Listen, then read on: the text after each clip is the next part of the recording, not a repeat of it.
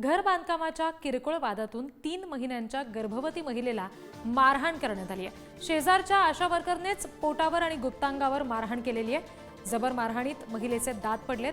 तिच्या पतीला सुद्धा लाकडी काठीने मारहाण करण्यात आली आहे। पोलिसांनी आशा वर्करसह पतीला ताब्यात घेतलंय। मात्र गर्भवती महिलांची काळजी घेण्यासाठी नियुक्त असलेल्या आशा वर्करकडूनच गर्भवती महिलांना अशा प्रकारची मारहाण होत असेल तर मेळघाटातील आदिवासी महिलांनी कोणावर विश्वास ठेवायचा असा प्रश्न उपस्थित झालाय।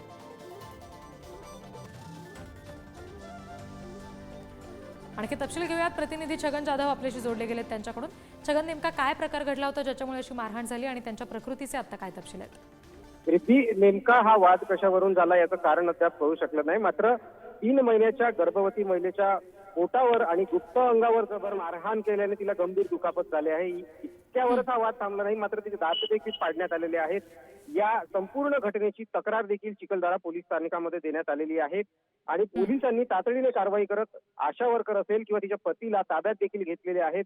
मात्र गर्भवती महिलांची काळजी घेण्यासाठी आशा वर्करची नियुक्ती करण्यात येत असते आणि अशा गर्भवती महिलांना मारहाण होत असेल तर आदिवासी महिलांनी कोणावर विश्वास ठेवायचा असा प्रश्न या निमित्ताने उपस्थित होतो। या गंभीर घटनेची दखल आता प्रशासन असेल किंवा सरकार असेल कशा पद्धतीने घेणार याकडे आता सगळ्यांचं लक्ष लागलेलं आहे।